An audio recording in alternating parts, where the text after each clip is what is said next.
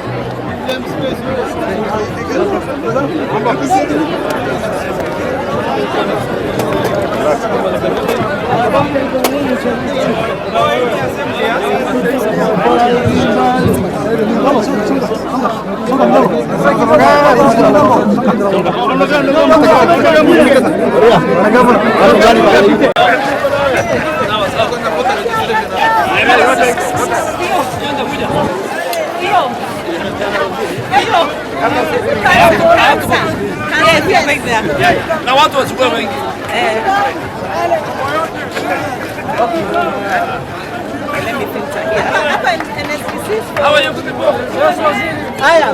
Kidogo mzee, kidogo.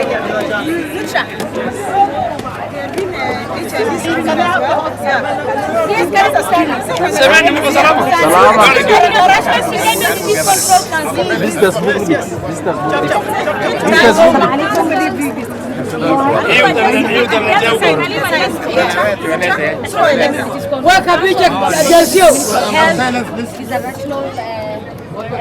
State department whereby we assist the community. We are based in Garissa, Wajir and Mandera offices, whereby we work closely with the community.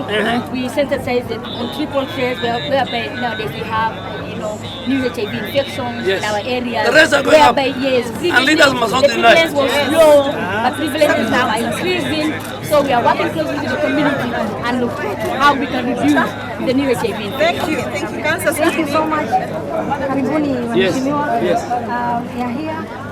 the county government support of National Cancer Control Program, we are able to do our cervical cancer screening. Currently, we have screened so far around 50 patients, and what we are normally doing is HPV screening. Yes. We have mainly the brushes. So there are 3 modes. We have the VIA, and then we have the HPV kit. Once the sample is being done, we are able to tell the patient that it's either positive for HPV or negative, and then we are able to trace accordingly. Which are in this country? Which are the most prevalent cases? Types. Like the most prevalent cancers we have esophagus, prostate, breast. Yes, the most leading. We have prostate, we have cervical cancer and breast. But the most preventive measures that we are doing at the moment are cervical cancer and breast. But nationally, these countries are low.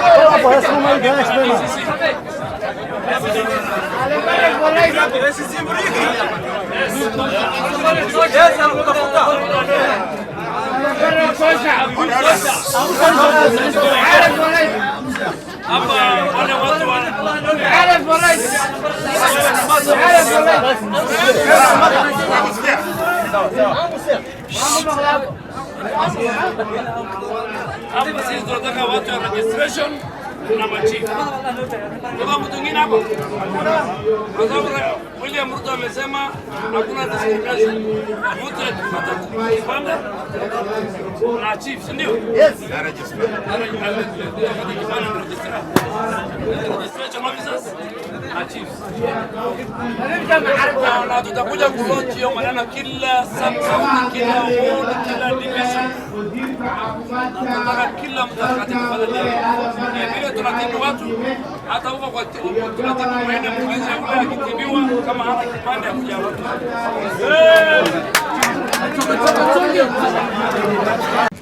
Honorable MP Garissa County, the Speaker of Garissa County Assembly, and the honorable members of Garissa County Assembly and the rest of the country, distinguished partners, the County Commissioner, religious leaders, all the guests, ladies and gentlemen. I had a speech, but because of time I couldn't read. Mine is to thank everyone for coming to Garissa and coming to Iftin Ward where you are all being hosted.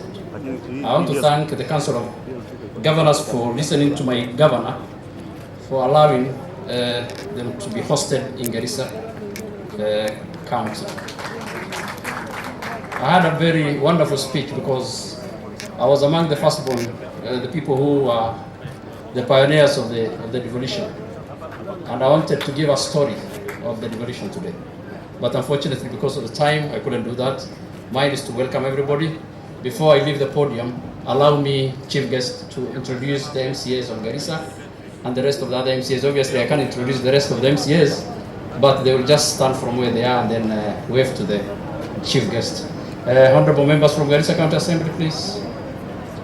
Chief Guest, behind you, you have the honorable members from Garissa County Assembly. I think I don't have to say the names, that is enough. The rest of the county assembly is present, honorable members present from the other parts of the country. Thank you very much. I thank you. MCA, you will still tell the story of devolution in the clinics that you are hosting. So allow that I invite the Speaker of Garissa County Assembly, Honorable Abdi, to come and just give his remarks, then we'll proceed.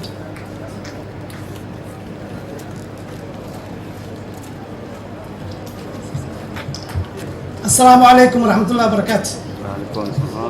Cabinet Secretary, CS Duala EGH, Council of Governors, Host Governor, the governor of Mombasa, who is also the Health COG Committee Chair, Principal Secretary, State Department of Devolution, the Senator, who is also the of Wajir, who is also the Chairperson of the Senate Standing Committee on Devolution and Intergovernmental Relations, Honorable Members of Parliament present, representatives from the development partners, Honorable Members of the County Assembly and Executive Committee members, distinguished guests, ladies and gentlemen, I wish to take this very golden opportunity to welcome you all to Garissa County. I cannot be able to acknowledge you by names here, given the constraint of time, but we do not take your presence here for granted. Indeed, devolution has really transformed Garissa by bringing services and decisions closer to the people. As an assembly, we have sanctioned or we have ratified the creation of smaller units called, municipalities, 7 of them under the leadership of the governor. And the assembly has taken its rightful space in ensuring that services and decisions, resources are taken closer to the people. I wish to emphasize that devolution is not about, it's about improving lives through equitable access to services, inclusion and local development, not merely transferring functions. I also wish to note that this year's focus on health is timely because sustainable development depends on healthy communities supported by water, roads, food security, and economic opportunities. Therefore, health cannot be a standalone function. For us to achieve a healthy nation, we need to have all those other enablers, including road, water, security. I also wish to urge the county assemblies. I also urge greater inclusion of the county assembly speakers within the frontier. This is something that I wish to have a request for the FCDC and Dr. Isiye, that the county assemblies, particularly the FCDC county assemblies, needs to be recognized and included in the governance structures to strengthen legislative ownership, oversight, and regional integration. I wish to conclude by stating that true measure of devolution is the quality of life it delivers through accountable leadership, meaningful public participation, and equitable service delivery. With those many remarks, I want to take this great opportunity once more to welcome you all to Garissa County, the great county, the county of Hirola. Thank you.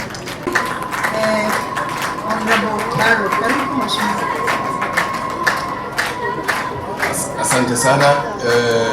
Our chief guest, Waziri Duale, Governor Nadif Jama, Governor Abdul Samad of Mombasa, and Governor of Baringo, Deputy Governors representing the respective counties, Senator Wajir, Member of Parliament, Chairman of the Regional Development Committee of National Assembly, MCAs who are here, senior county government officers who are here, our former CS, Mr. Mohammed Amin, Engineer Mahbub, Chairman of Equalization Fund, and now standing in here as representative of the Safaricom Foundation. Ladies and gentlemen, Assalamu alaikum wa rahmatullahi wa barakatuh. Mine is to welcome all those who are not from Garissa to Garissa today. We are in the middle of our winter. As you can see, those who feel warm and hot in this tent, it is not because of the weather of Garissa, but it's because you are many in the tent, and the tent is small. Otherwise, this is very nice weather for us, so please feel welcomed to Garissa. We are here because of a Devolution Week, Sensitization Week. As a country, since 2010, and the introduction of devolved governments, we need now 15 years running to the 15th year. As a country, we need to ask ourselves whether devolution is working. And one of the areas or one of the times on the platform we have to ask ourselves this question is a platform like this one. So this week, the people of Garissa have the opportunity, because the whole of counties in this country are here, representatives. They will have a week of sensitization, barazas, and people talking to the citizens of this country and asking them whether they feel that the service delivery is effective. Now, as you know, this devolution government, what was devolved is three key areas, especially two, health and water, are very important social functions. Important functions like health and water.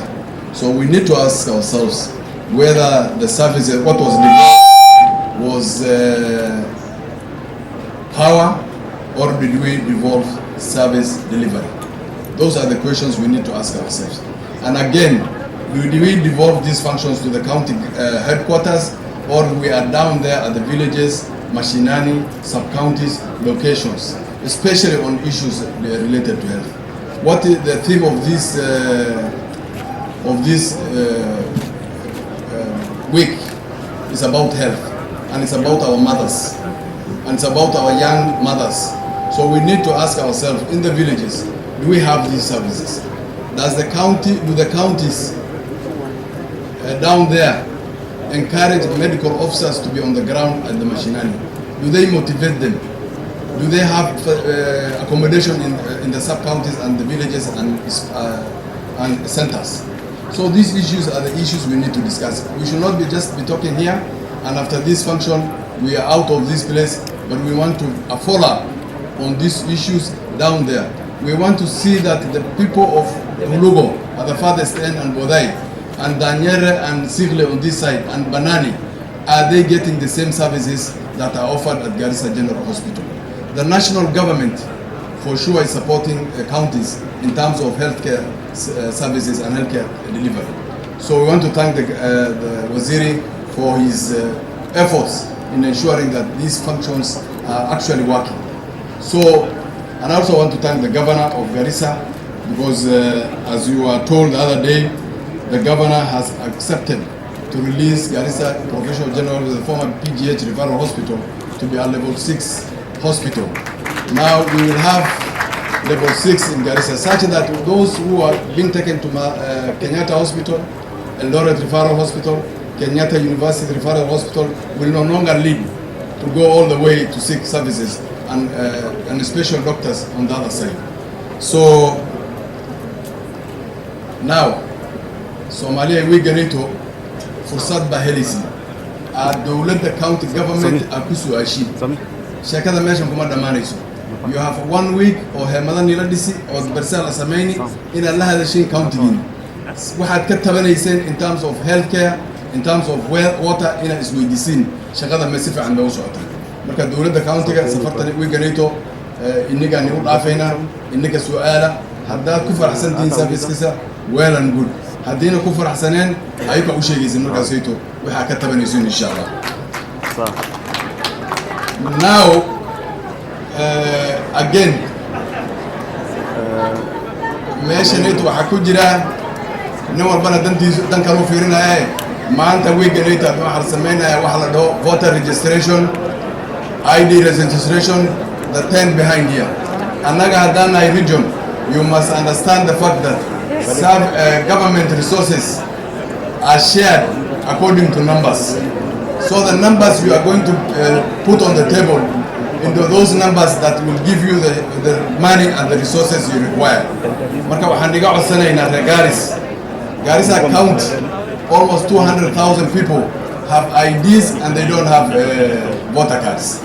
Tafadhali take advantage of that so that you support us. And marka miska anniversary and put on hisabta and miska soo saareen. So sama marka, with those many remarks, let me once again welcome you all to Garissa, and I want to give my colleague from the National Assembly, the chair of the Regional Development, Honorable Locha Pong. Karibu na useme few minutes MP Sigor, karibu.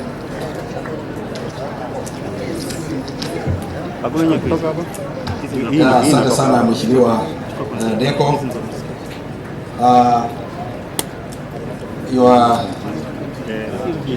Honorable CS Duale, who is the guest of honor today. Now the Honorable the host Governor, Excellencies Governors present, Deputy Governors.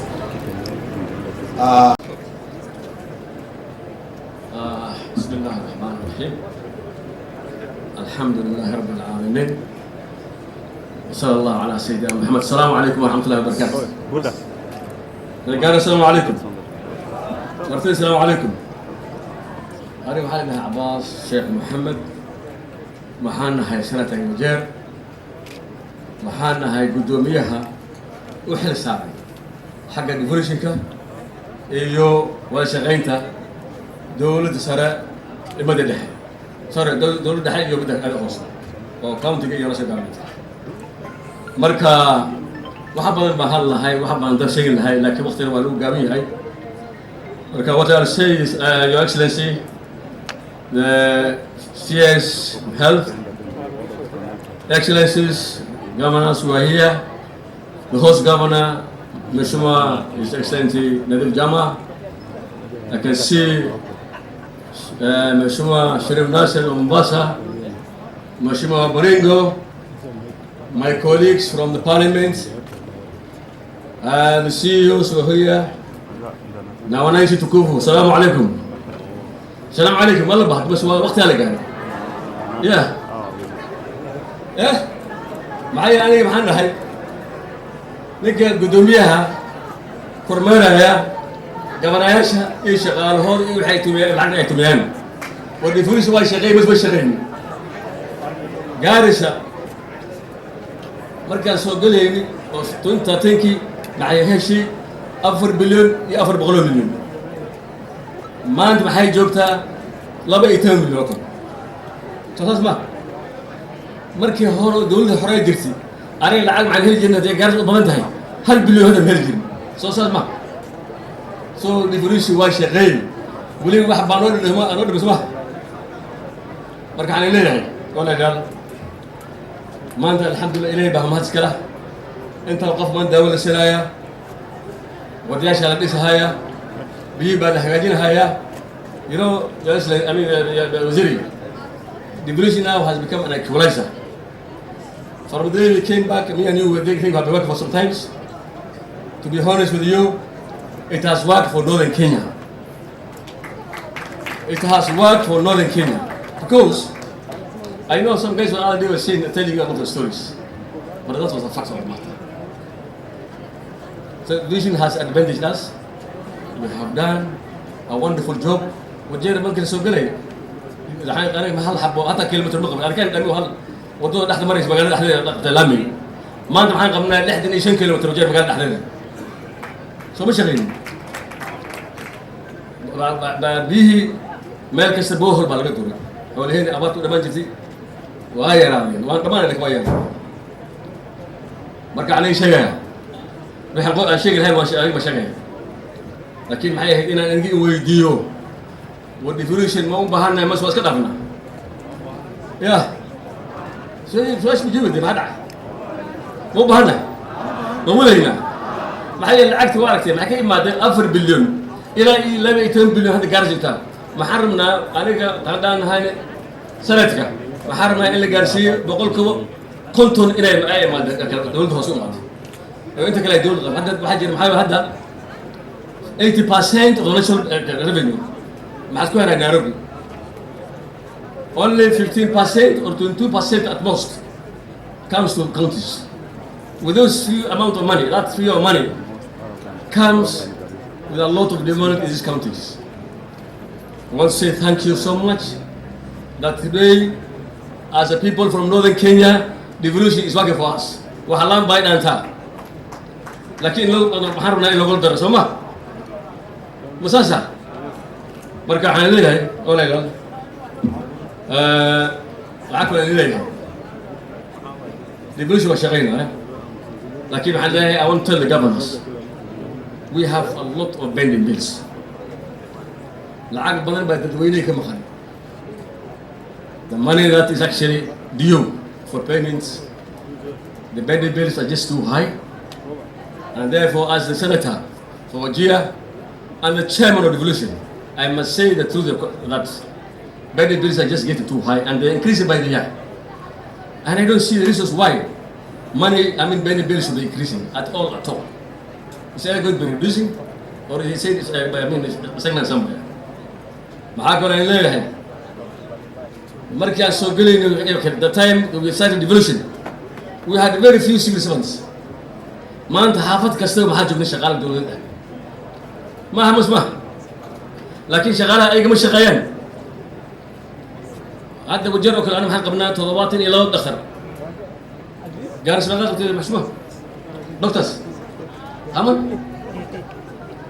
laakiin dhakhtar faahay bixin qaar maxay u kacay Nairobi clinic bay furteen qaar maxay u shaqeeyaan hay'adaha u shaqeynayeen dadkeena weli ma helin wixii rabay dadka waa la tababari waa la qori adinka dhahay diin ma oo dhahaysin wiilisha noqor iyo gabdhaha noqor gabdhihii wiilishi shaqadooda u kacay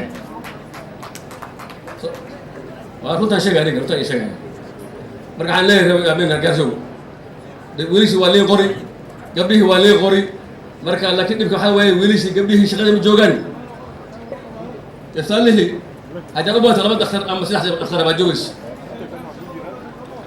marka aan doonayaa macallin dhakhtarinta ay way maqlayeen maanta war ilayeen ka cabsada mashar baad qaatin you are paid highly again mashar baad qaatin maqlaysin so I want you guys to work for the people. This is actually a rare opportunity for us. So the medical health, the medical personnel, you want to be dedicated, you want to work hard. Of course, you can open your clinics, but you can still open clinics in Garissa, if it's allowed, constitutionally. Medical analysis, anaka adan lahay sanadka lacagta waan ku sii durayna markasta sanad kasta every year financial cycle we have a problem, and I want to tell my colleagues in the National Assembly, the National Assembly must understand that the money we are giving to the people is not going to the Senate, it goes to the public. So we cannot continue every day to be having mediation. Every cycle of financial health, every year we have mediation team. For example, fanya kidogo nusu, fanya hii, sukuma band hii, goes at 50, that cannot happen. What we need to have is a proper budgeting system. The money must go to mashinani. Pesa iende kwa mashinani, wananchi watumie pesa. Actually, if you look at what is going to the Ministry of Health, what is going to the Ministry of Water, it's unbelievable. 80% of the money is going back to the national government. And the people, the population is here. So I want us to tell that, I want to tell my colleagues and our counterparts, please, let's understand that we cannot be keeping on negotiating every day and here saying, add a shilling, minus a shilling. The money must come from the shilling. One other thing, my dear friends, Mheshimiwa governors, we have high wage bills. Mwandika watu wengi sana mpaka pesa yote inaenda kwa wage bills na pesa kidogo inabaki kwa wananchi. So I want you guys to think also. Of course, I know many people are unemployed, lakini pesa inaenda kwa wananchi, bali kwa all the stuff is less than 20% that goes for development. And constitutionally, you're supposed to have only 35% for wage bills and for other categories. So I want also the governors who are here and those who are absent to understand we also need some development. And I want you guys to pay the money of the public. People who have invested in the counties, some of them have lost even their senses. They have gone to depression because of those bending bills. Mlipe pesa bending bills for us. Ile watu waendelee kufanya kazi. For those few remarks I want to say, I think I'll give you all my notes and my presentations. I want to say thank you so much, Governor. Hongera for the good work you have done. I'm really impressed that this is a case to show that Devolution is working in Garissa and we will visit others. Assalamu alaikum wa rahmatullahi wa barakatuh. dalka waya quraanta deeqla waa leena ana tawga wagloodii afartii anta alxaya durdur way afkaygo deeq yaraalay dhahay bal daliil ka dhagaysta اللهم ملكنا وناكسن مدحدنا لما عند محبية صلانية مهد بين مدنتهين بالمدان الدقيستا اللهم مدانا ودعاني قفنهن النظيفية مدحدنا الدمانية ميجائية مدحدنا الدمائية ما ملكنا وناكسن دي جي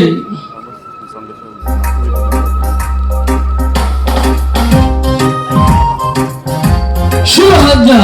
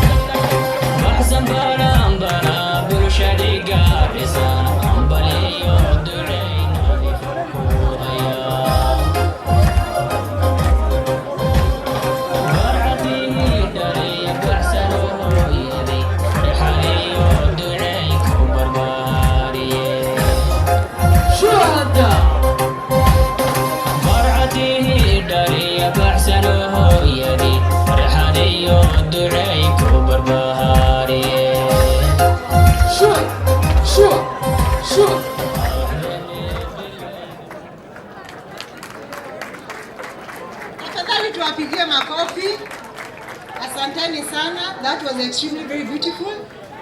Naomba sote tuwe tumesimama tumkaribisha mstahiki gavana wa jimbo la Garissa ili akuje aendeleshe sasa program mahali babaki. Tafadhali tusimame tumkaribisha gavana kwa makofi. Tafadhali. Thank you very much, Excellency, and welcome. Sawa, simu bana umepoa. Huko maji huko mbele.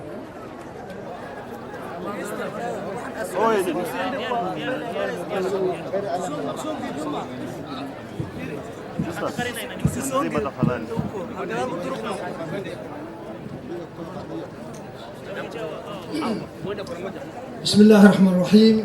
الحمد لله رب العالمين والصلاة والسلام على سيدنا محمد. أخيارة ماشي نسكوي ما ترى جالسة. السلام عليكم. السلام عليكم. waxaa kaloo oon aad iyo aad aan u soo dhaweynayaa martida sharafta leh ee maanta meesha noo imaatay. Mine is really to appreciate and to thank my guests, our guests in Garissa today, starting with our CS Honorable Duale. Of course, my sincere appreciation goes also to my colleagues, Governors Cheboy, our chief whip of the COG, our chair council, the council committee on health, Governor 001, Abdul Nasir Sharif. I'm also honored to have a number of our DGs here from Mandera, Wajir, West Pokot. Equally, I must really thank the other many colleagues and VIPs who are with us this afternoon. Senator Abbas, thank you very much for responding to our request to come. The PS for Devolution, thank you very much also for coming. Our MPs, Chair of the Regional Committee, and of course our host committee, our MP host committee, the many CEOs who are also introduced earlier who came also joined us, the other many dignitaries, our MCAs, our other leaders, the civil society, the county team who are here, and of course the other many colleagues. I also saw Chairman Elmi, who was supposed to be with us. I hope he is still there. Chairman Elmi, are you there? Yes. Yes, you need to say a word or two. This is a very important forum. You particularly, I hope there's a session for you on the livestock, under the ASALs for that matter. I also know that we have other many colleagues. The CEO of FCDC, I thought you were here, but when the CEOs were introduced, I didn't see you. Are you around? Either there, you're also around, and many others I know who are here. I may not be necessarily able to recall all the names, but I know the flight was full this morning. Karibuni sana sana Garissa. Mine is really to say thank you once again, because without you coming to share with us these moments, then the conference will not make any sense. We are happy because we have you around. Kwa hivyo karibuni sana Garissa. I have no speech to make. Mine is to say that this was basically a way of introducing also further the region, the northern region, the ASAL region to the country by having this Devolution Sensitization Week to be held in one of the ASAL counties. And I'm happy and indeed honored that Garissa was chosen to be that county. Kwa hivyo my colleagues from the COG, Mary, the chair, Ahmed, who is represented here by our whip, and all the other colleagues, Asanteni Sana, for seeing that we are able to hold this one. And I'm sure you can see we're even able to hold even bigger conferences. So we look forward to even bigger engagements as far as this region is concerned. I don't want to be saying a lot because again time is not on our side, but I want to take this opportunity. Munisamehe kidogo niwaite first of all our deputy governors who are representing their governors here. The three of them, please come forward so that you can say a few words, can say hi to your people in Garissa. Alafu niwaite wenzangu, the other governors as well. Please come forward, governors, the deputy governors, Daktari, so that we allow you to say a few words as well.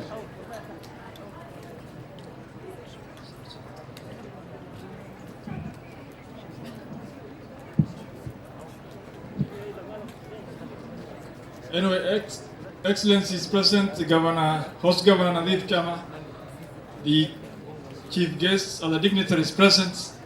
Regarding Assalamu alaikum. Wa'alaikum salam alaikum. Magaja idan qawat Assalamu alaikum. Mine are just two, precisely, Governor, and this one goes initially to the COG.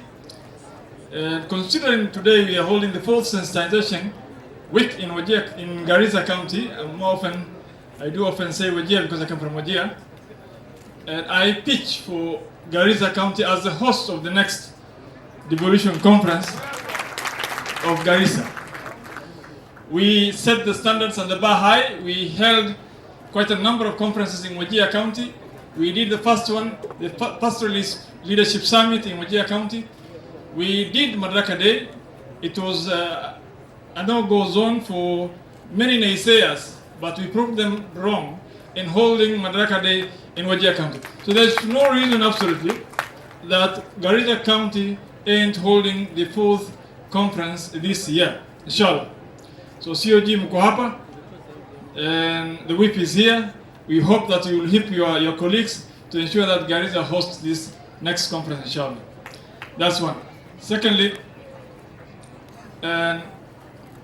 we have quite a number of other issues that Devolution has brought forward, but mine is to encourage everybody here that we need to sensitize our people to register, and register for votes. Register in terms of ensuring that we have the needful numbers to ensure that we matter in Garissa, Wajir, Mandera, Northern County, and Kenya at large, wherever we are. So to Sajili, there are millions of people who are in Northern Kenya who have IDs but do not have voter registration with the IBC data. So to Sajili, are we together there? Tuko pamoja hapo? And I'll leave that where I left, where the PS left, where he said we are in the same WhatsApp group with those from Narok, with those from Kajiado, with those from West Pokot, to ensure that it is 2-term for President William Samoei Ruto. Kwa hayo machache ni alike mwenzangu wa West Pokot. Karibu pamoja. Asante. Thank you very much, my colleague, the Deputy Governor of Wajir, CS Duale, and all protocols observed.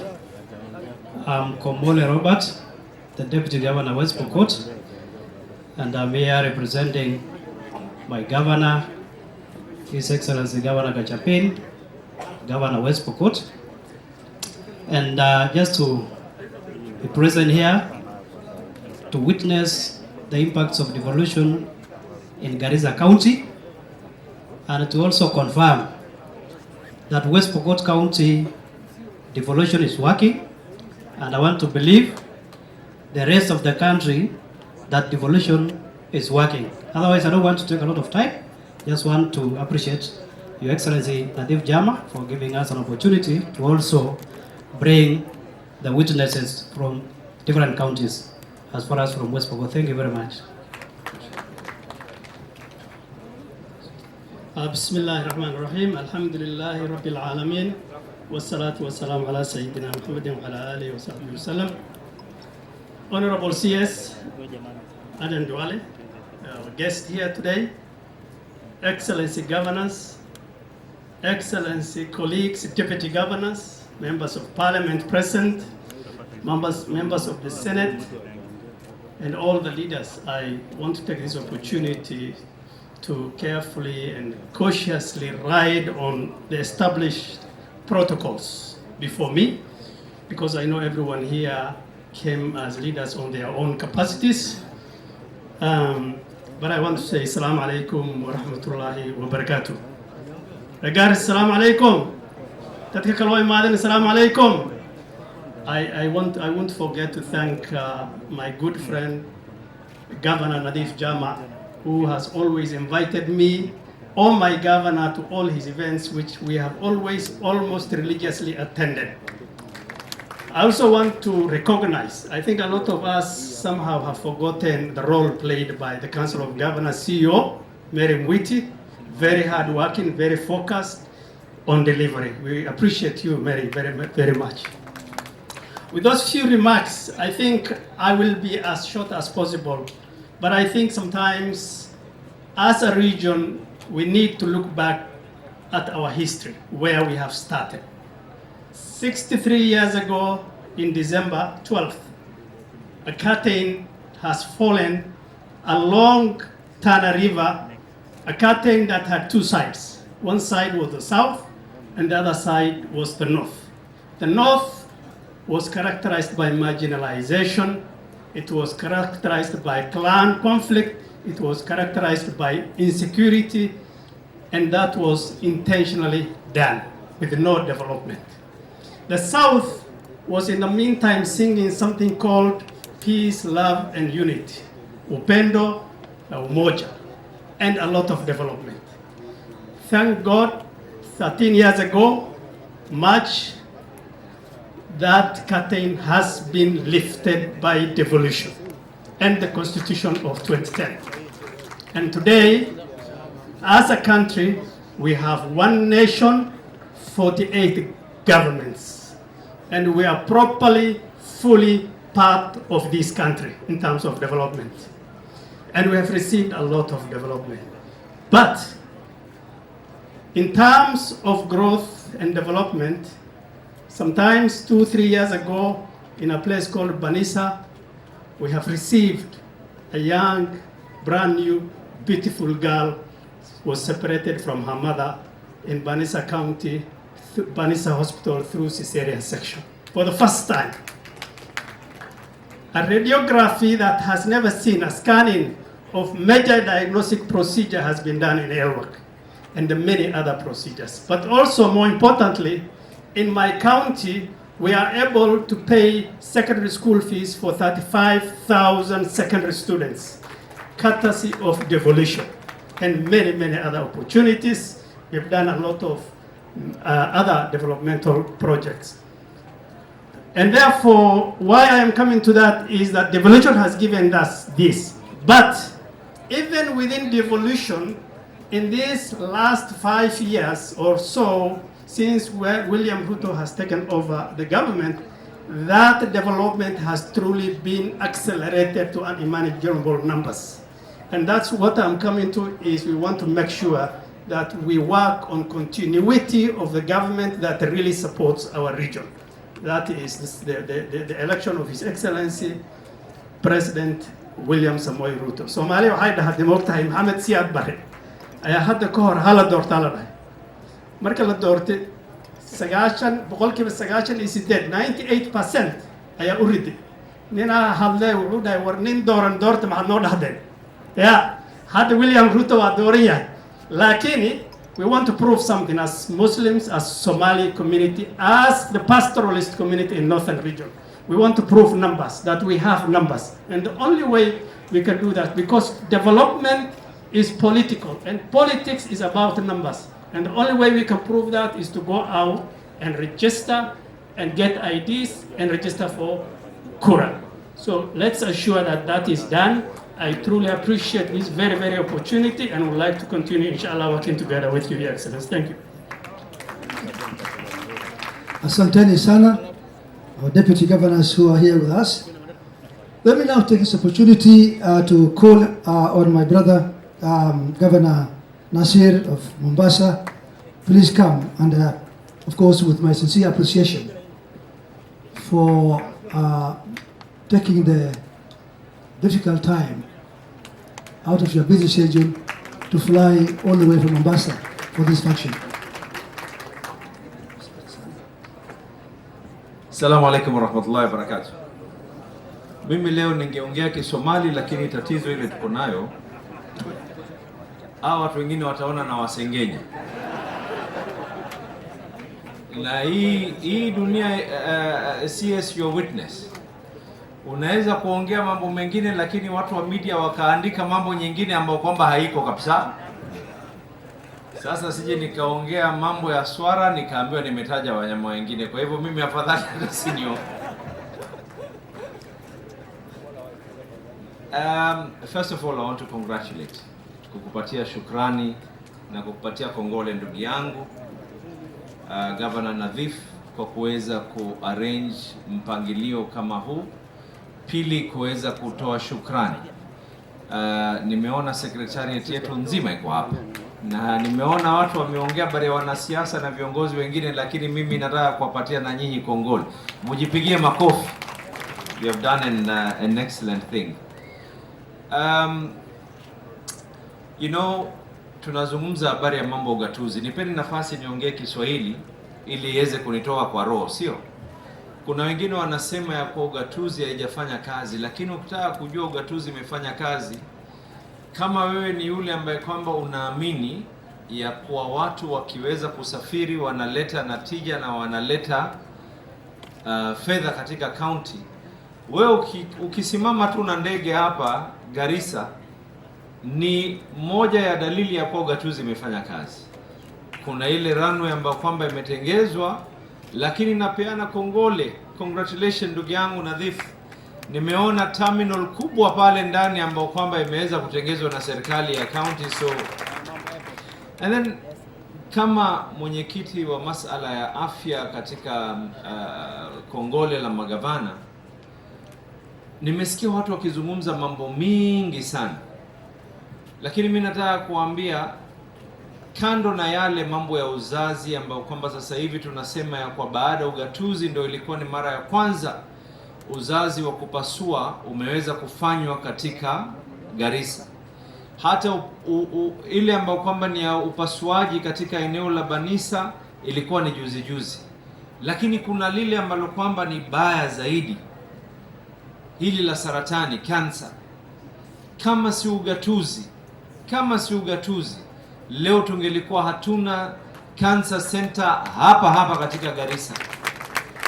Na ukitaka kujua ya kwa hii serikali imefanya mambo yawe wazi na yawe sawa, sisemi kwa sababu namsifu ndugu yangu yuko hapa ama namsifu Nadhif yuko hapa ndugu yangu pia, lakini ile center ambayo kwamba iko hapa, kuna center kama hiyo ambayo kwamba iko Mombasa, kuna center kama hiyo iko katika sehemu nyingine ya Naivasha, kuna nyingine na Nakuru, kuna nyingine ambayo kwamba iko pale. Kwa hivyo kila Mkenya ameweza kupata faida, na tuna mpangilio waziri, tunataka tuweze kufanya kazi pamoja na serikali kuu. Mimi naonelea tutakaa chini kama magavana, tuko na mkutano kwanza as an AOB tarehe 6, tunataka kuweka mkutano kama magavana kuweza kuwa na njia rasmi kuweza kuwasiliana ili tuweze kufanya screening ya saratani, cancer detection at an early stage, mpaka ile ward ya mwisho kabisa kule chini watu waweze kusaidika. Na zamani hii mambo ya afya ilikuwa hata dawa zilikuwa hazipatikani. Dawa tunangojea Nairobi waamue mtu atuletee dawa katika zile counties zile ambapo kwamba wakati ule zamani zilikuwa zinajulikana kama district. Safari hii hata tarehe 6 niko na habari njema, tunakaa chini kama magavana kuangalia jinsi kuhakikisha kwa KEMSA pesa yao inakaa maalum kuweza kulipa mambo ya madawa. Na hata hii leo wengi wamezungumza mambo mingi, mimi kidogo nitaongea, sifichi maneno kwa sababu sote ni wanasiasa, wala nitakuwa sitelezi kwa mdomo, bora niongee tu ile iko. Hii SHA ambayo kwamba tuko nao sahihi, kama si serikali hii kukubali ya kwa kila mmoja aweze kupatiwa kitambulisho, wallahi watu wa sehemu hii ya Garissa, watu wa pwani na kwengine wangelikuwa ni the least beneficiaries ya SHA, kwa sababu bila kitambulisho hauna njia ya kuweza kupata registration yako ya SHA. Kwa hivyo hata mambo yako ya afya yangelikuwa ni yenye kunyimwa na kuweza kurejea nyuma. Licha ya kuwa wengine walisema ya kuwa kwa sababu tunapatiwa vitambulisho sisi ni magaidi, lakini mimi naona kiugaidi wetu tuoneshe ugaidi si kwa mdomo peke yake, tuoneshe ugaidi kwa kuchukua kadi ya kura, na tutaonesha ugaidi aturipui kwa mabomu, tutaripua kwa kura tu sisi. Mimi naonelea hii kuripua tutaripua kwa kura hii mwaka 2027, kwa sababu hata sisi pia mama zetu wamezaa watoto, baba zetu pia wako na uwezo wa kuzaa watoto. Hatuwezi kuwa na idadi ya wingi na huku hatuna vitambulisho, hatuna kadi zetu za kura tuweze kuzishughulikia. Tukimaliza hapa waziri, tutakuwa pamoja na MPDSR, and I want to congratulate all the counties ambazo zimeweza kuparticipate in this. Walotoa watu, nimeona watu wamevaa scrubs tayari, wanaenda into all the various sub counties na wards kuweza kuangalia mambo ya MPDSR. We will be launching that here together. And CS, there are some things we need your assistance on. One is the issue of screening.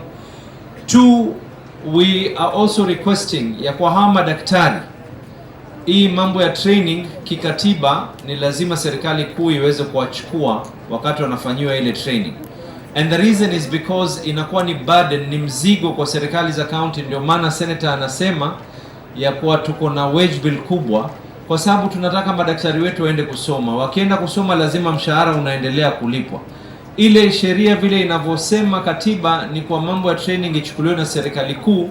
Sisi wakimaliza training tuwachukue kama specialist katika departments zile ambazo kwamba zilioko. And also waziri, mambo mengine mawili tutaomba hii level 5, and I'm sure he's also feeling that burden. Wakati katiba ilipotengenezwa na ile equation ya kwanza ilipofanywa, ni kwa level 5 hospitals were getting grants. Then what happened, ilikuwa iko na time frame, kwa sababu ilikuwa inatumainiwa ya kwa kila county itakuwa na level 5 yake. Lakini sasa hivi tunaona level 5 zinaenda kuchukuliwa kwa sababu kuna counties nyingine wameshindwa kuzimiliki zile level 5. Mimi na ndugu yangu Nadhif na wengine, maoni yetu ni kwa badala ya kupeana level 5 iwe converted into a level 6, you're creating a gap which will also be a burden. Instead of creating that gap, ni bora kuwe na conditional grants ziweze kurudi katika hizi level 5 ili tuweze kusaidiana. Na kama gavana wa Mombasa, we value human resource, but at the same time we value the people who elected us into office and the people who gave us the mandate to be who we are today. Waziri, we need to be able to sit down with yourself, and I'm sure this is something everyone will agree, including a number of good personnel in all the counties out there. Kuna madaktari wengine ambao kwamba wameajiriwa lakini hawako kazini. Hata madaktari wenyewe wananiangalia wanasema sasa ujamaa ashachoma. But it is the truth. Iko madaktari wengine tumewaajiri lakini wako na private clinics. And I know some people are talking about locum, some people are saying that as a specialist there was a CBA that was arranged. But if that is the case, we need to be able to confirm and ascertain how many hours are you present at that particular facility. It is very vital because that is another form of corruption. When you're being paid to be at a county facility and then in return you decide to go into a private facility. And I'm not saying all doctors are bad. Some doctors are excellent. Actually, many of them, medics in general, are excellent. But the one or two ambao wana hepa kidogo, hii ni serikali ya William Samoei Ruto, waziri ni Aden Duale, magavana ni sisi, tutaikana tu mahali petu tuweze kurekebishana, si ndio? And lastly,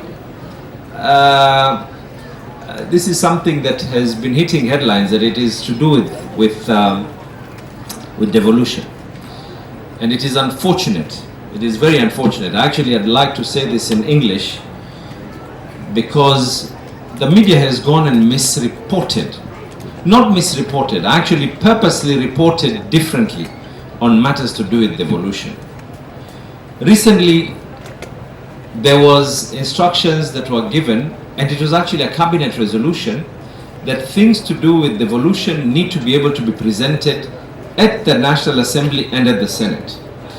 In the spirit of that, the Deputy President cannot be the one to designate and delegate cabinet resolutions to the legislative arm of government. That needs to be done by someone who is a cabinet secretary. What has simply happened is that delegated power for purposes, in fact, the notice is so clear, the memo is so clear, for the purposes of issues to do with regulations and legislation, that has been given to the Prime Cabinet Secretary. Nimeona magazeti, ma-TV, big headlines. Oh, the Deputy President is being done this and devolution is going to be able to die. Surely, I think it is important. Stop creating havoc when havoc is not there. Havoc will be created by the amount of people who will be registering to be voters in 2027. Ukweli uweze kujitambua hapo. Na mimi nashukuru hapa nimeona watu wanajiregister. Congratulations Nadhif for that excellent job. Hata sisi huko Mombasa tunajipanga, and I'm sure all the other ASAL counties as well wanajipanga. So karibu tena to all of you. Karibuni Garissa, hapa ni nyumbani. Kwetu sisi kuna damu kidogo ya Kisomali. Shukran sana, asanteni sana. Asante sana, Governor Nasir. I know time is really hitting us hard, but let me invite quickly my brother, Governor Chalwai, the whip of the COG, our whip brother, Pia, who is representing here our chairman Ahmed, who is out of the country. Karibu, Governor. Thank you, Governor. Wananchi wa Garissa, assalamu alaikum. Assalamu alaikum. Muko mgeni wa heshima wetu, CS wetu wa afya Honorable Duale, Governor wetu wa Garissa, Governor mpendwa, Governor Nathif, the host of this very important event, my colleagues, the Excellency Governors, including Governor from Mombasa, our Deputy Governors who are here today, the PS, Ministry of Devolution, Members of Parliament present, Members of the County Assembly present, including the speakers,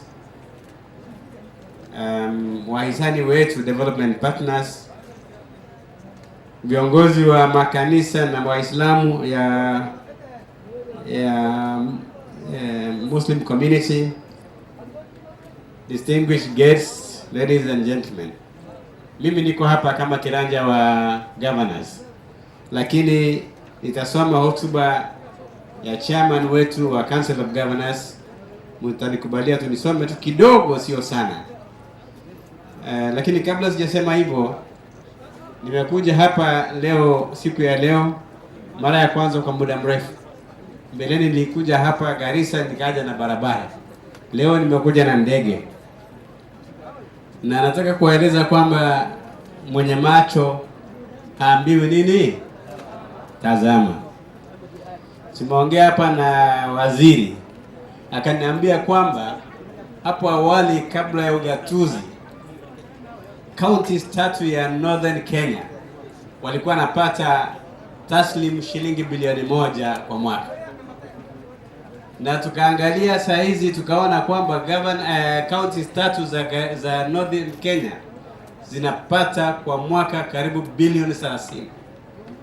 Hiyo ni maendeleo, sio maendeleo. Hiyo ni mambo ya ugatuzi. Na ukiangalia pia hizi counties pia zinapata pesa za CDF. Pengine county moja inaweza pata karibu bilioni 1.2. Sasa tunaweza kusema kwamba devolution imeleta mali katika hapa karibuni. Pia nimekuja hapa nikatembea, tukapelekwa kwenye hoteli nyingine pale inaitwa Almond Hotel. Alafu nikamwambia governor wa Mombasa, hii hoteli ina shida zile ziko Mombasa pale. Yaani hata miti, the trees that are lining up there were looking even better than the ones in Mombasa. Hiyo ni ishara ya ugatuzi unaofanya kazi.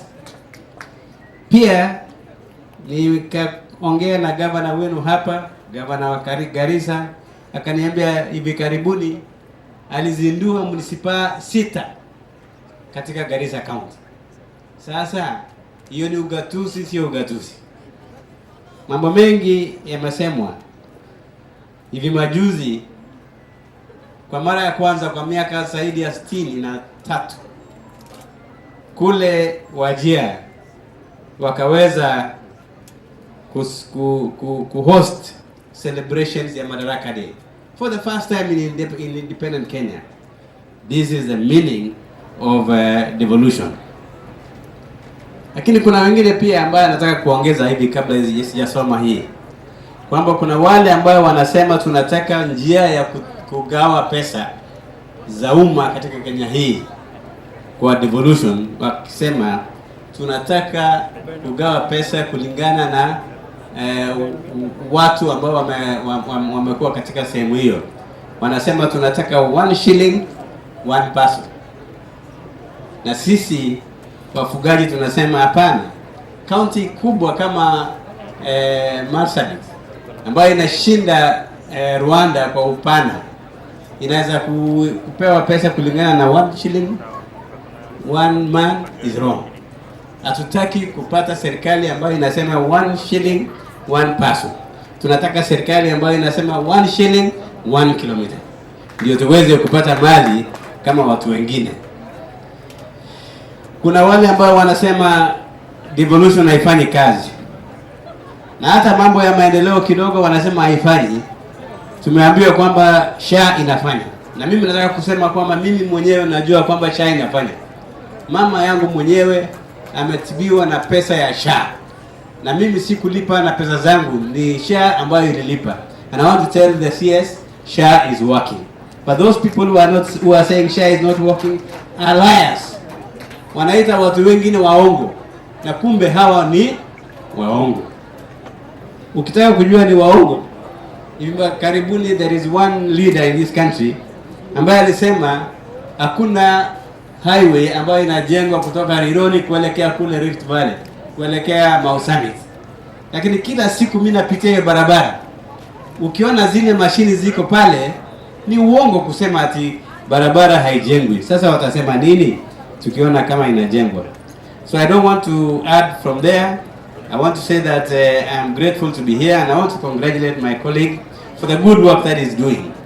Allow me therefore to read this speech on behalf of my chairman, Governor for Mandera, Governor Ahmed.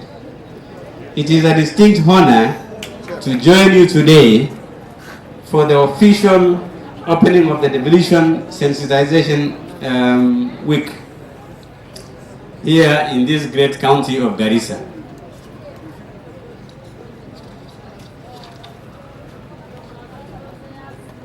On behalf of the Council of Governors, I extend our sincere appreciation to the people and leadership of Garissa County for hosting this significant national engagement.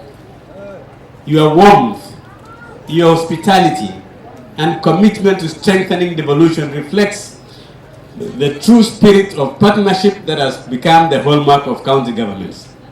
I also want to pass my sincere appreciation to all our partners and the institutions that have contributed to making the week's activities possible. I saw what was happening in the field today when we were going around, and the evidence of the work partners are doing through the work of Zuri Health. I also want to pass my sincere appreciation to the institutions that have contributed to making this week's activities possible. This Sensitization Week is more than just a calendar event. It is an opportunity to bring devolution closer to the people and reaffirm our collective commitment to improving the lives of Kenyans. The theme of this year's Devolution Sensitization Week, Devolution for Better Health, Empowered Communities, reminds us why devolution remains one of the most transformative pillars of our Constitution. Over the last decade, counties have demonstrated that when decisions are made closer to the people, services become more responsive and communities become more involved. This week gives us an opportunity to translate the theme into tangible actions. Sinema ile tumeonyeshwa saa hizi kuhusu maendeleo ya afya Garissa ni ishara kwamba ugatuzi hasa kwa mambo ya afya inafanya kazi. Tumeambiwa na mbunge wa hapa na pia deputy governor wa Marsabit, wa Mandera, kwamba kuna sehemu ambayo wanafanya upasuaji kwa mama saa zile wanajifungua kule Banisa. That is devolution. Through the medical camp, thousands of residents will receive free health screening, specialized consultations, health educations, and referrals. This demonstrates that devolution is not merely about structures and institutions. It is about improving the people's lives through accessible and quality public services. Through the legal clinic, citizens will receive legal advice and guidance to better understand their rights and responsibilities. Our goal is simple: to ensure that justice is accessible to all, regardless of distance or financial means. Equally important is the land clinic and engagement sessions on livestock, water, youth, women, PWDs, and refugee needs, which will bring together relevant institutions to help residents to resolve various concerns in these sectors. The above sectors remain a critical resource for livelihoods in this county, hence making accessible their services an essential component of effective governance. These activities demonstrate what devolution stands for: bringing government services closer to the people, promoting inclusion, and ensuring that every Kenyan has an opportunity to benefit from public services regardless of where you are. Ladies and gentlemen, as county governments, we recognize that devolution is a shared responsibility. Its success depends on strong collaboration between the national and county governments.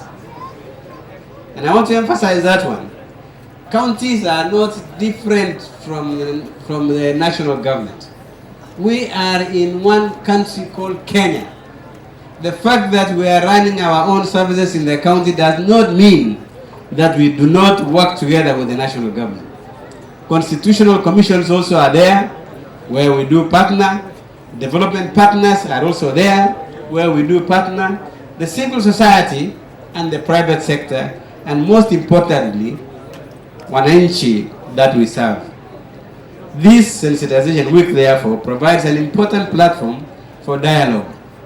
We encourage wananchi to actively participate, ask questions, share ideas.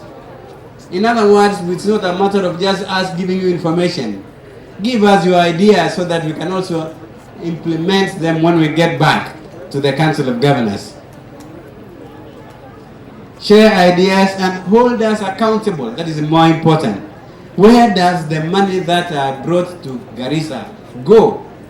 You can see it in Garissa Level 5 Hospital. You can see it in the Cancer Center. You can see it in the Wellness Center for maternity services. Devolution thrives when citizens are informed, engaged, and empowered.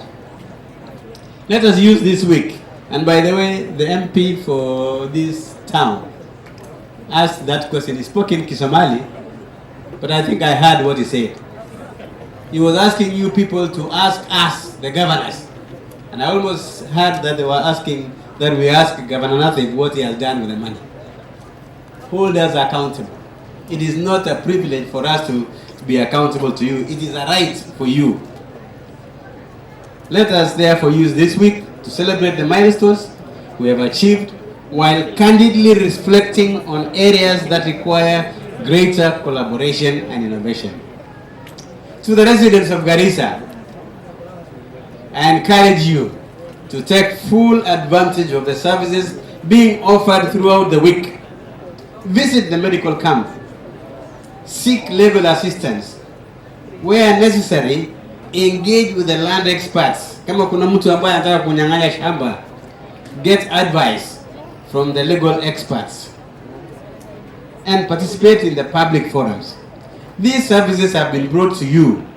Please use them. Usije ukasema kama ningalijua ningaliuliza maswali. Together, let us continue building a stronger devolution that delivers better healthcare, empowers communities, creates opportunities for our youth and women. It strengthens local economies. How shall we improve the economy of our people? How can we make the people of Garissa wealthier? How can we improve the GDP of Garissa people? And therefore, we also want to see that devolution secures a more prosperous future for every Kenyan. With those few remarks, I wish you a few fruitful deliberations. God bless you. Asanteni sana. But before I sit, I want to add my voice to Governor Mombasa about the role of the people that we educate to be consultants. CS, counties sacrifice a lot of resources for consultants to go for training. You come in as an MO or medical officer of health, and then we send you for training. We release you, even if we are not the ones paying for your fees, but you will go to Kenyatta National Hospital, train for 3, 4, 5 years. And you imagine that we pay you full salary when you are away. That is an investment that the counties have made. And then they come back and they want the workload to be reduced to rounds twice a week. You know? And you think about the amount of money that we pay you in addition to the amount of money that we have spent on you. It is time that we ask ourselves, what is the return on investment for the citizen for the amount of money that we spend in training our consultants? Yes, they are good, but they should also be available to give, to account for the resources that we have spent in training them. Thank you very much, and God bless you. As I go to sit, I was very happy when I heard Duale saying, twende kwenye pahali pa usajili wa watu na pahali pa usajili wa wapiga kura. Na mnasikia wengine wanasema sisi tuko na kura milioni 8. Wewe utasema tuko na kura ngapi? Na ukitaka kuuliza ati unataka mtu wako apewe kazi katika serikali, you must demonstrate that you have numbers. Let us register in numbers so that we can also shout and say sisi watu wa Northern Kenya tuko na kura kiasi fulani, msicheze na sisi.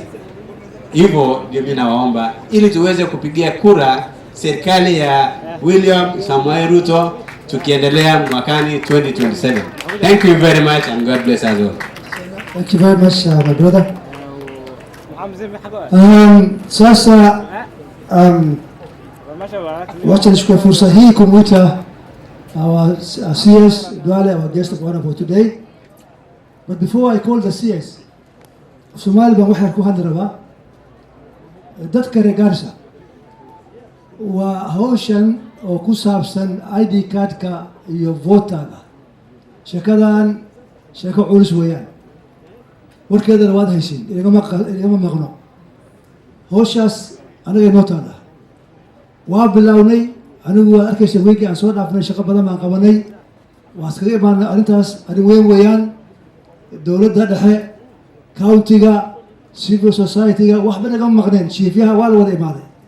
hadda shaqada waa la bilaabay. weekana waxaan dhahnay imaada halkan dadka ha maaragtay nafaas ha helaan oo ID card ay ku qaataan oo isla markaasna kuwa ayagana haastaana maaragtay ID card votaga halkaa lagu siiyo. marka hadda banaankan maanta waxaa fadhiyaa kuwii ID cardka goonayeen iyo kuwii votaga goona IBC ahayeen. ha laga fadhiisto.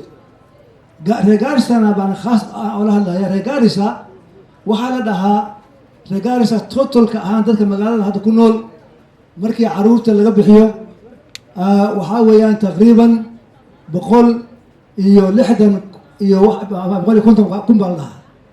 waxa kura haysto hataa 80 kun ma gaarayeen reer Garissa. macnaha yani dad yar markii loo dad badan baa kura haysta oo reer Garissa magaalada dhexdeeda degan. marka kuraha waxaa loo qaadanaya ma garanayno. we want reer Garissa inaad kuraha aad qaadatiin. waana la haystaa. waxaa leeyahay dadkii madaxweynaha kuraha wuu furay, ID cardka waa la furay, laakiin dadkii kaarka way iska haystaan. votaga ma goosanayeen. marka madaxweynaha wuu ogsoon yahay inaan jecelnahay. meel kastoo aan reer Garissa two-term waa la ogol yahay. laakiin two-term oo faariq maxay sheegaysaa? two-term oo aad u haysin ID card muxuu ahaa voting card waxba ma sheegayso. marka waxaan doonaynaa arrintaa madaxda dhan baa laga hadlahayaa. haddana banaankay joogaan. ha la qaato voting cardka oo IBC-da.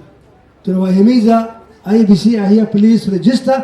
and the chiefs should be here. Bwana DCC, I know you are doing a good job. Now Karim, let the chiefs be here to support the community. Asanteni sana.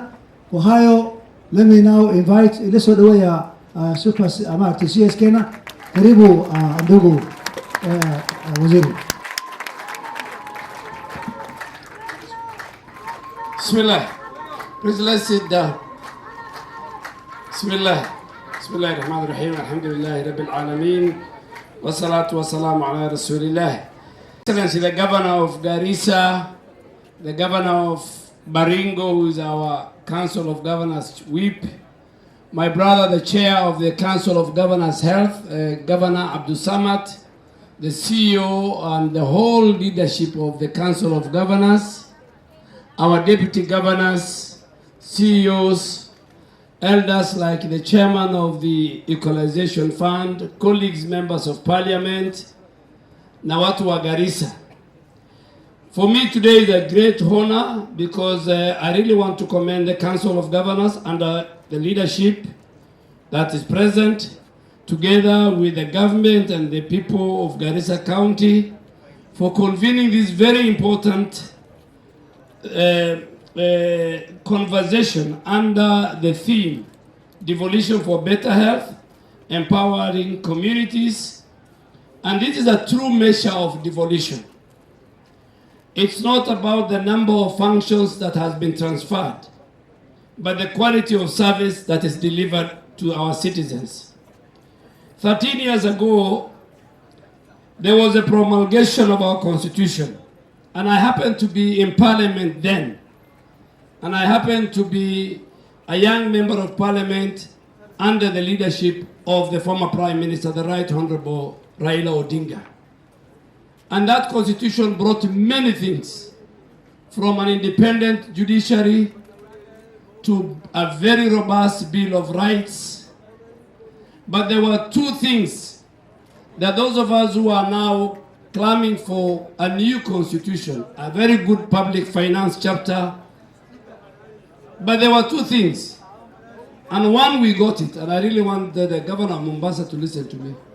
The one that we got, which was in the heart of Raila Odinga then, and our president, among other leaders, was devolution, ugatuzi. In fact, we stood and said we must get devolved. Why did we say? Because the whole of Kenya was run through one street, and PS Mahabub knows. From the National Treasury to the office of the President, that is where resources were shared, that was where decision was made, and the people who were making those decisions, I don't want to go into another controversy, they know themselves. And they opposed us. They opposed the chapter of devolution. But I really want to thank Raila Odinga and William Ruto. They stood firm. The other one that they could not allow us to do was Raila Odinga and us believed in a parliamentary system of government. But those who had the tyranny of numbers refused us parliamentary system of government. And before I die, I hope one day there will be a parliamentary system of government that will devolve the election in our country from bombers to the constituencies. Like in many others, like in India, like in UK, like in Ethiopia, where elections are won at the constituency level.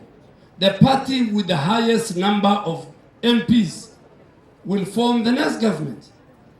But what do we have now? And I'll make it, I like making very controversial statements.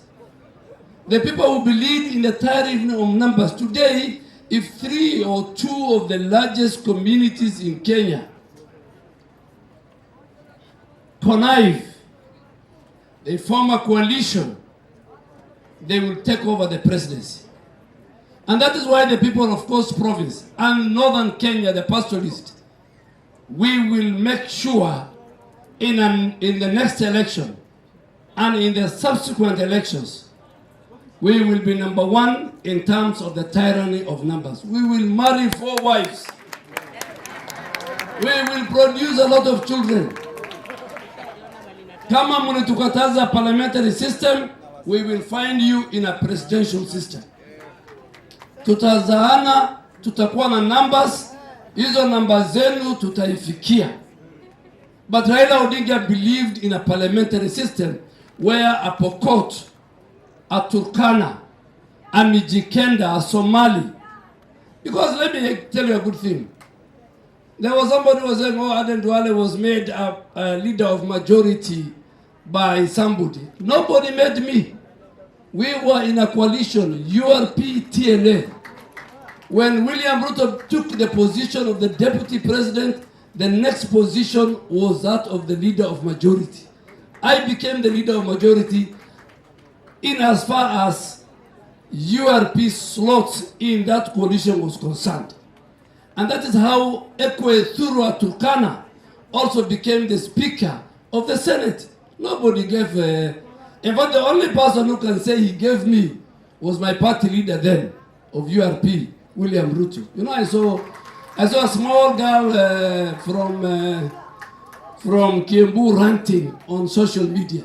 Small girl. You know, I was in parliament when Michuki Kibaki was MP for Odaya, when the Right Honorable Raila Odinga was MP for Langata, and the person now who is a legal mind of the devolution, sitting behind you, Mary, was our legal mind.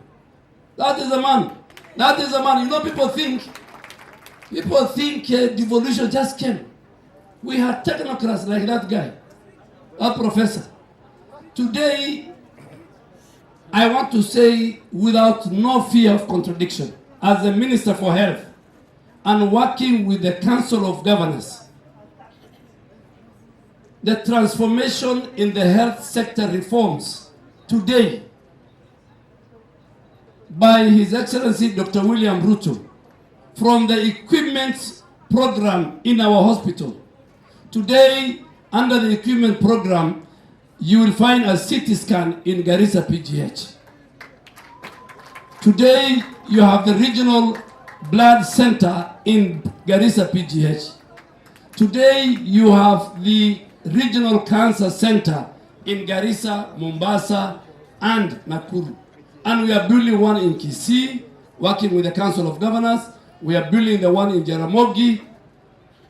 Today, cancer has a high referral rate because of the collaboration with the Council of Governors. Today, if you go to Lamu County, King Fahad Hospital, where people used to die on the way from Lamu to Mombasa, today, under the progressive leadership of Issa Timami, you have an oxygen plant, you have an ICU, you have a CT scan, you have a pediatric wing, you have a private wing, just like we have it in Garissa PGH. Without devolution, devolution has challenges. The way even the national government, which has lived since 1963, has challenges. Mimi ndio najua tangu nimekuwa waziri wa afya, my closest partners are the Council of Governors. Working with them today, we have posted over 6,200 interns in our hospitals. Paid for by the national government, working in our counties. Today, we are working with the Council of Governors to reduce the maternal mortality and newborn. Hawa gavana na rais wamesema hakuna siku mama atakufa Kenya na mtoto atakufa. And governors, I want to assure you that number of 355 to 100,000 is not right. I had a meeting yesterday with AMREF, Global Health. In fact, Kenya is below 100. Me and Governor Nadif, April last year, we saw there were 18 mothers who died from January to April. Working with him and his CEC and the PGH team, we put in place systems that made sure hakuna mama amekufa PGH. And I can tell you, since April last year, only 2 mothers died, and they were referrals from Tana River and the refugee camp. That is when leadership at both levels unite. Then the people. So devolution, what he has shown, I have been to the hospital. Hata kama utaki governor, utaki waziri, lakini ukweli lazima tuseme. Leo wa Kenya 32.1 million wamekuwa registered na SHA. Number 1 county is Mombasa. Wale wa Kenya 32 million wanaenda kwa hospitali ya county governments. The only thing now that President Ruto under his health transformation, and governors, let me tell you, as of yesterday, the Social Health Authority has paid 172 billion in 18 months. NHIF used to pay 3 months, hawajapitisha 5.1 billion. By Monday yesterday, SHA paid 11.9 billion. The president is going to launch the National Emergency Ambulance Dispatch. Mkenya akikuwa mgonjwa katika barabarani, ile ambulansi ataitisha kwa simu 992, itakuja, ambulance italipwa mafuta na kila kitu inalipwa na SHA, anapelekwa hospitali. The first 24 hours, hata kitaka ICU, whether he's registered with the SHA or not, he will be attended to. That is a transformation as national government we are doing with our brothers, the county governments. So if you want to see devolution, success in devolution, as the Minister for Health, health is number 1. What are we doing now? What the president is doing is saying, in every region now, we want to have a referral hospital like Kenyatta. In Mombasa, the governor has given us land. Out of the 15 hospitals we are going to build, Mombasa, there will be a referral at Chuda, I think. You have agreed with the president. Our governor has given the whole of northern Kenya, Garissa PGH, and I really want to thank him.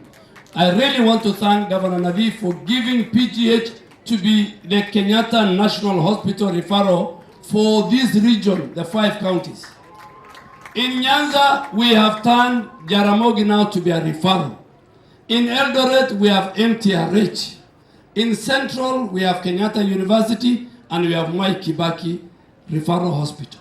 In Western, we are going to have the Kakamega Level 6 Hospital and Bungoma Level 6 Hospital.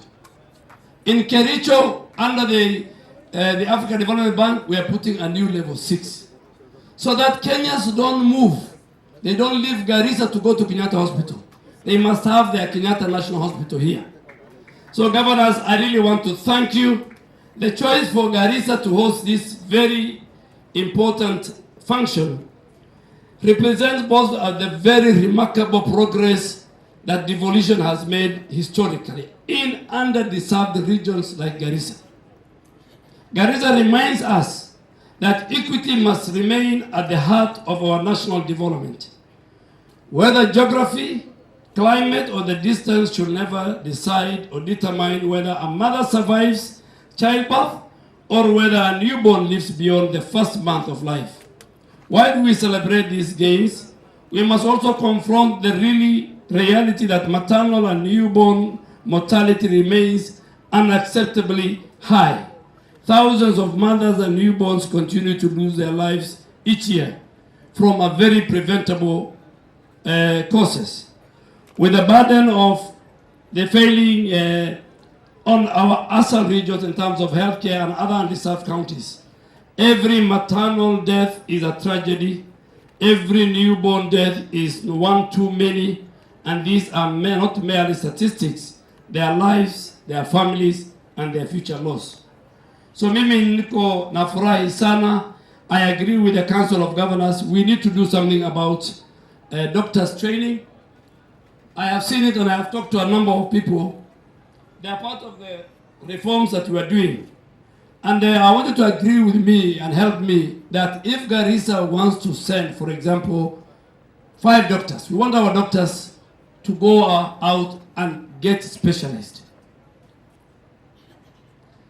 But we want Garissa or Mombasa to tell us we lack this particular specialty. Because we are overproducing in certain specialties, and in certain specialties we are lacking. and their place is being taken by foreign specialists. Ultimately, we want to turn our country to be the hub of medical tourism.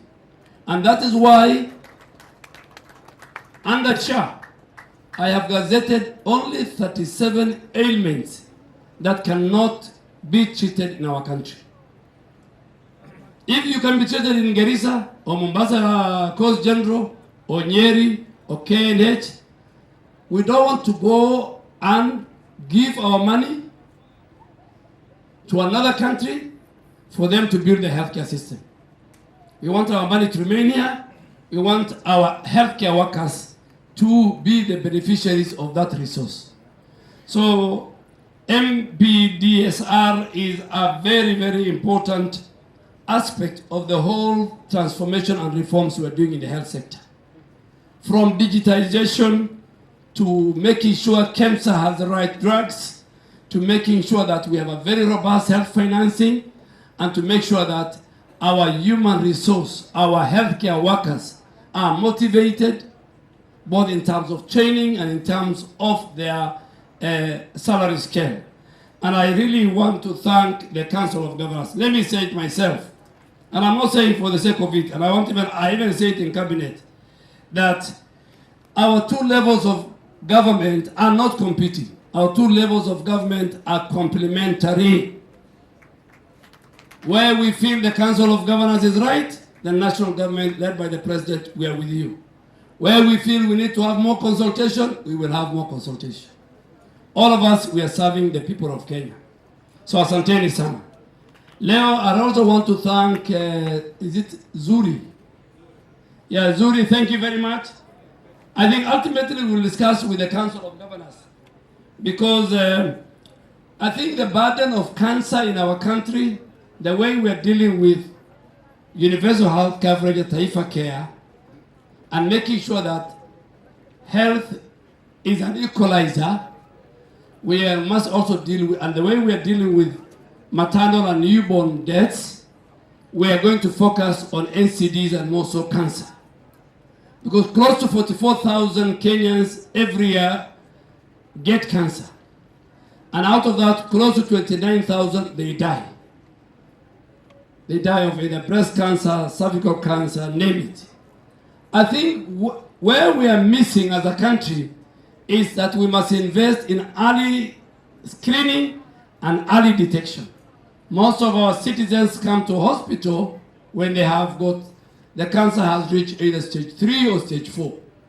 So this is something we're going to have with the Council of Governors, with the Cabinet, with the President, that we create mobile screening and the early detection vehicles moving in our villages, going to the markets, checking whether our mothers who are at the market.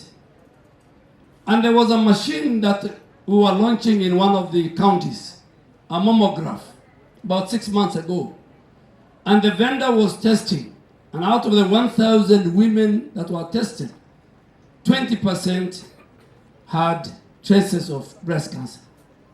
These are women who are just selling in the market. So we must go to the people and test. And we really want to ask, and now it's part of the primary health care. We need to put in the primary health care. Hata ule jamaa, hata ule mtu ako na malaria akienda hospitali, katika hospitali kuna mahali ya kupima whether there are any traces. And I think it's something we're going to work. I think finally I really want to thank M-Pesa Foundation. The thousands of the people who are in the line, who are being treated. Our son now is a member of the trustee. I want to assure you, this with the Governor Nadif, this is I think the 4th medical camp we have done. And if we treat 2,000 people, we have seen that, I'm sure in the next 1 week they'll reach 10,000. This is what you call bringing that leadership to the community. I also want to thank the provincial administration led by the DCC. Mimi nilisema I will not go to a meeting. Hata nikienda harusi lazima watu ya ID na watu wa registration wakuwe. Nilikuwa Lafey, nilikuwa Sako constituency weekend. Leo nimefurahi ID card. na voters card hata hawasikii maneno. I can see the line is still very long. Why are we doing that? You know, there are people who are saying, there's a man who is saying, ananapea kifua anasema ako na 7 million votes. So I went to the database of IBC last night.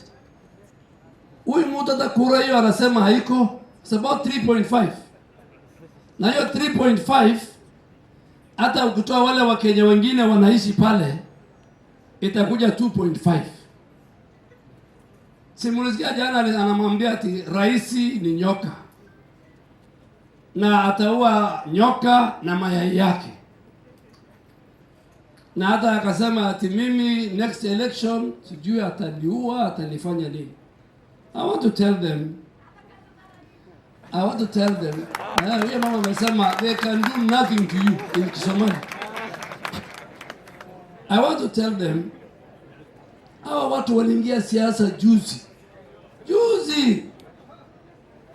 You know, God blessed me. I was sitting with Mwai Kibaki as the MP for Odaya. Mimi nimekaa na Michuki, nimekaa na Ole Ntimama, George Saitoti, you know, the really leaders of our country. Nilikuwa na Mother Karua, alikuja hapa. Unajua amesahau. Alikuja hapa 2005 Mother Karua. Nataka nisikize vizuri.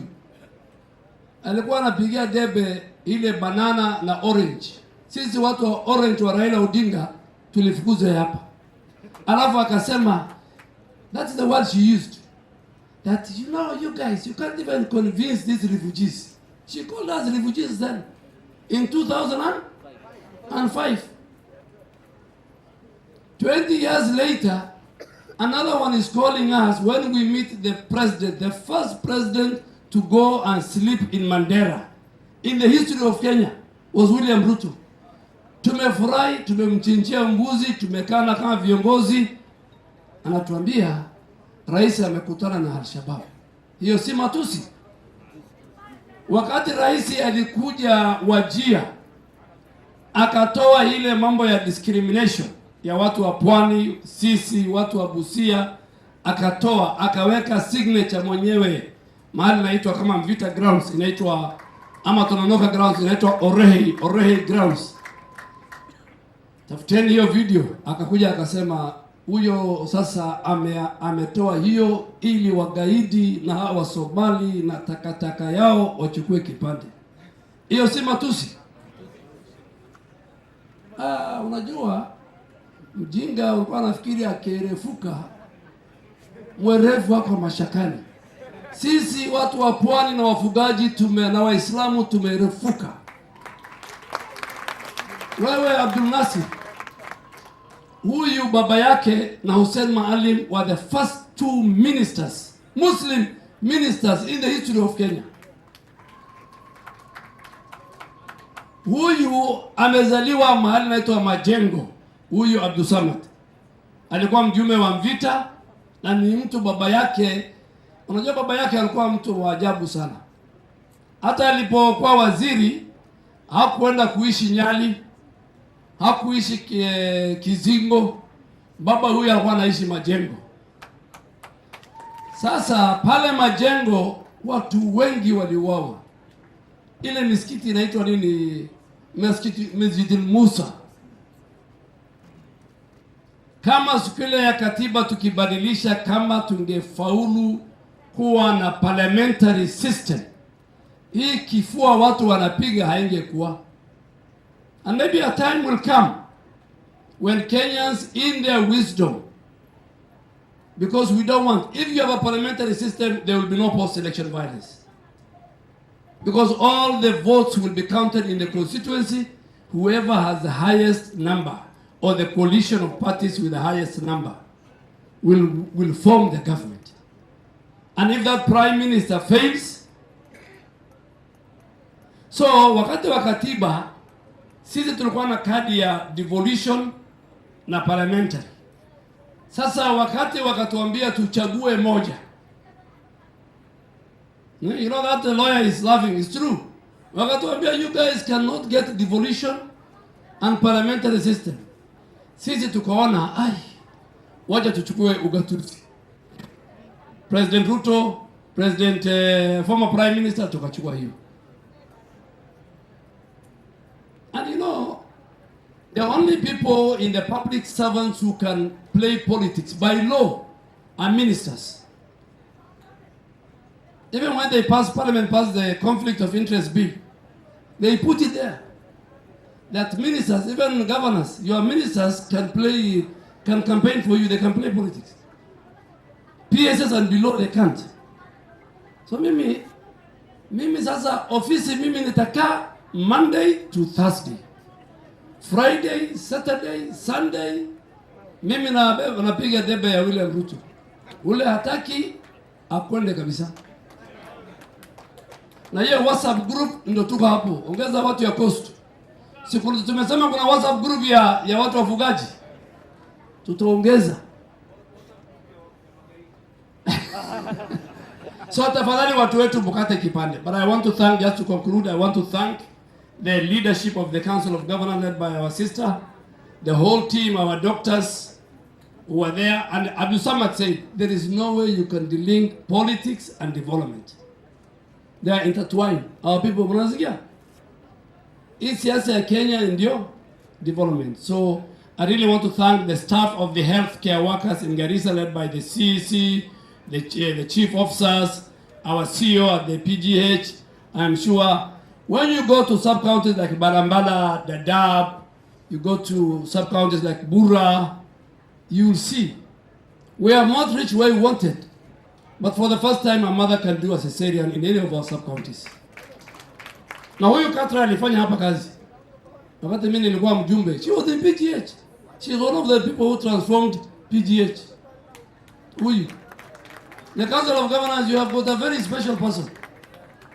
She was the chief nursing and I think she was in charge of referrals. So we have given you our best. Mary Masgia, we have given you one of our best. Yes. And as a minister, I am ready. I have been and I'm willing.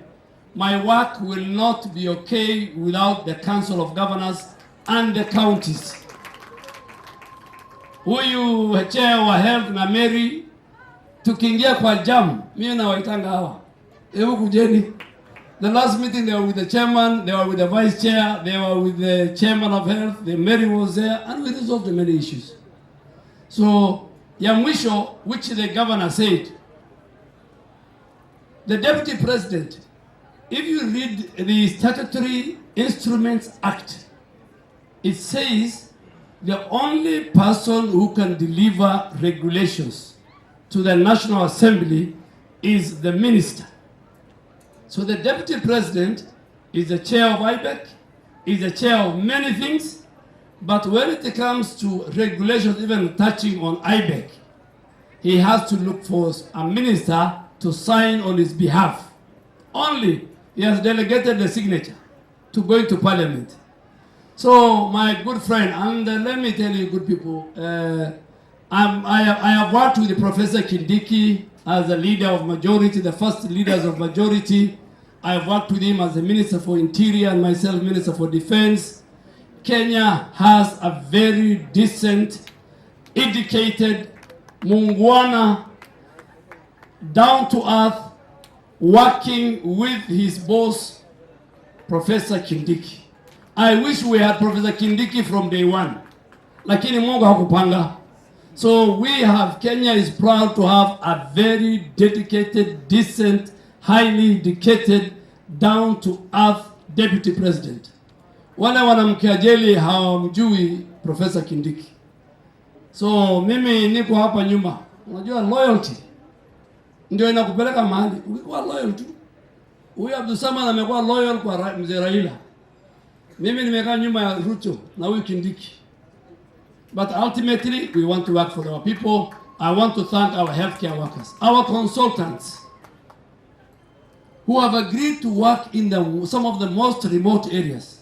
Very few consultants want to go to remote areas. So those who are working, Governor, they must be treated very well. You know, they go there. It's good to appreciate people. The backbone of our healthcare system, and that is why we agreed we should have no industrial disputes with with the healthcare workers, whether it's internship, whether I'm happy you have resolved the issue of the CBA. You know, I was talking to David and I told him now we have no problem. From August you'll get your money. So we want to resolve all problems with our healthcare workers so that they also be very comfortable and stuff. So with those many remarks, it is my honor and duty to officially launch and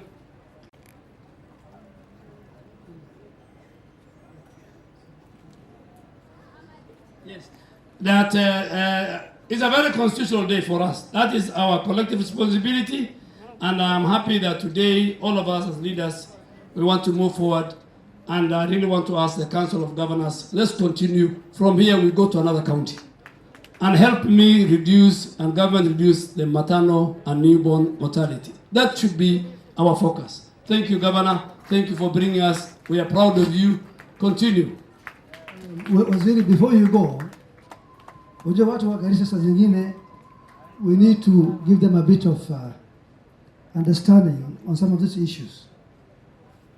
When we met and we agreed, me and you, and we discussed that we should turn Garissa Level 5 Hospital to Level 6, I agreed because I know the value of what it means to go to Level 6. Lakini watu wengine wakiwa pia wanasiasa wakasema kwamba labda wewe kama umeshindwa to run this hospital.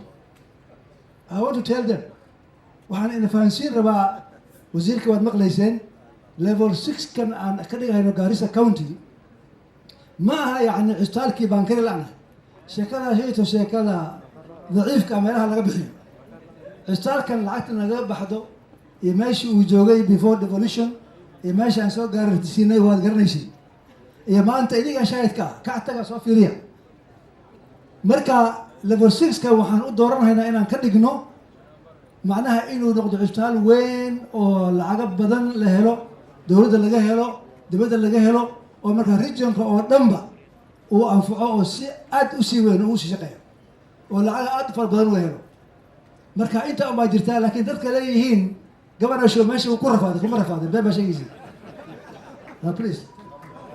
In fact, for us to take over Garissa PGH as level 5 hospital, there are certain conditions.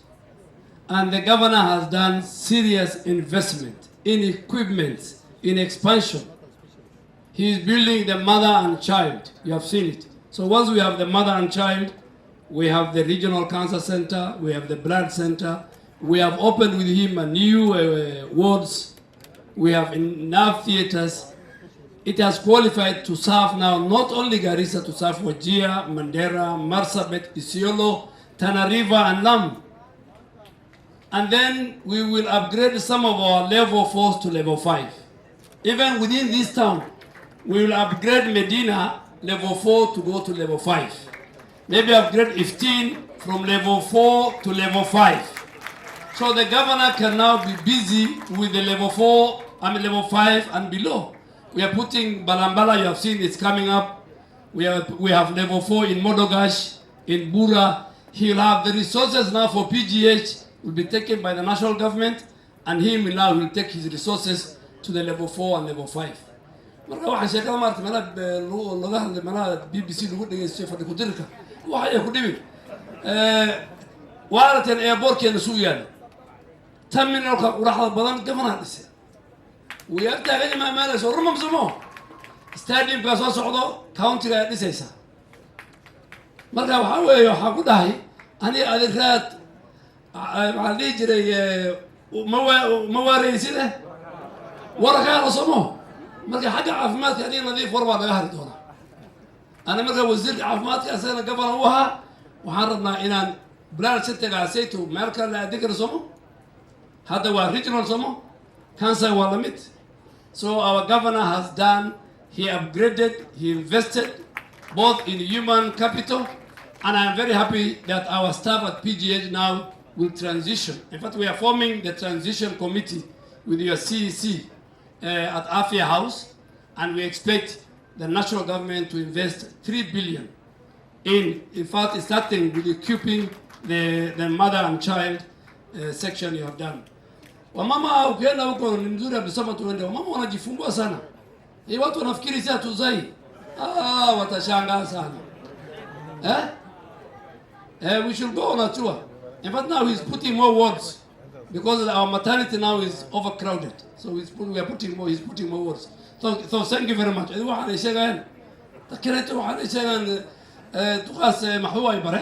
You focus on delivery.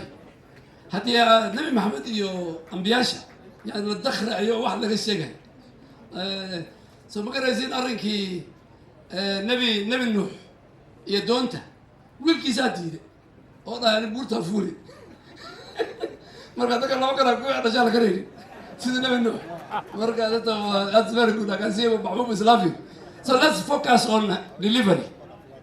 وزيري واد ما سنتاي هذا ما كسنتاي هذا أنا مديني له. Okay, Marka Hada, we are now coming. Let me now invite our chair, our CEO, Mary. Please come back to the front so that now you can take over from here. I know time we are not doing very well. Watu wamekaa na njaa, and therefore it's important that we conclude very quickly.